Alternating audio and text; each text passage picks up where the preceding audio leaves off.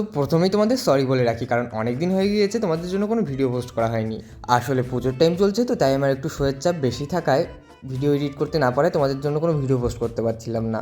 কিন্তু কালকে শো শেষ করে বাড়ি ফেরার সময় আমার একটু বিরিয়ানি খেতে ইচ্ছে করছিল, আর ভাবলাম তোমাদের জন্য একটু ভিডিও বানিয়ে ফেলি। তাই জন্য চলে গিয়েছিলাম আমাদের হাবড়াতে একটা সুন্দর রেস্টুরেন্ট, যেখানে খুব সুন্দর বিরিয়ানি পাওয়া যায়। বিরিয়ানির রাইসগুলো তো তোমরা দেখতেই পাচ্ছ কতটা ঝুরঝুরে, আর এবার চিকেনের পিসটা দেখো, উফ কতটা বড় সাইজ আর কতটা জুসি, সেটা তোমরা দেখেই কিন্তু বুঝতে পারছো। চিকেনের পিসটা হাতে নিয়ে মনে হচ্ছিল এক কামড়ে পুরো চিকেনটাই শেষ করে দিই, কিন্তু আলুটা একটু আমাকে ডিসঅ্যাপয়েন্ট করেছে, কারণ আলুটা কিন্তু বেশ শক্ত ছিল, আলুটাকে অনেকটা প্রেস করার পরে ভাঙছিল না। আর এখানে কিন্তু বিরিয়ানির সাথে এরকম একটা ডিমও দিয়ে দিয়েছিল, ডিম দিয়ে কিন্তু বিরিয়ানিটা খেতে বেশ ভালোই লাগে আমার। এবার চিকেনটা তোমাদের দেখাই। উফ, চিকেনটা যে কি সফট আর কি জুসি সেটা তোমাদের বলে বোঝাতে পারবো না, তোমরা ভিডিও থেকেই বুঝে নাও।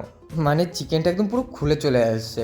চিকেনটাকে দেখে আমি একদম চিকেনের প্রেমে পড়ে গিয়েছি। আর আমি বুঝি না বিরিয়ানি খাওয়ার সময় কারা, কোন মহান মানুষরা এই চামচগুলো ইউজ করে। বিরিয়ানি খাবো হাত দিয়ে ফিল করে, চামচ দেখলে কি সেই ফিলটা আসে, তোমরাই বলো। আর এই দেখো বিরিয়ানির পুরো লুকটা, আমার তো দেখেই লোভ লেগে যাচ্ছে। তো চলো এবার তাড়াতাড়ি করে একটু বাইট নিয়ে দেখি। তো একটু চিকেন নিয়ে আর একটু আলু নিয়ে আর সাথে কিন্তু আজকে একটু ডিমও নিয়ে ট্রাই করে দেখি যে এটার টেস্টটা কেমন। তো চলো একটা সুন্দর করে বাইট নেওয়া যাক। কিন্তু বিরিয়ানিটা আমি যতটা এক্সপেক্ট করেছিলাম ততটা কিন্তু খুব একটা খেতে ভালো ছিল না, কারণ বিরিয়ানিটা দেখতে যতটা ভালো লাগছে খেতে কিন্তু ততটা ভালো না।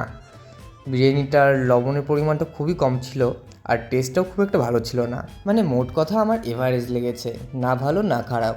তো আজকের জন্য ভিডিওটা এই অবধি থাক, দেখা হচ্ছে নেক্সট কোনো ভিডিওতে।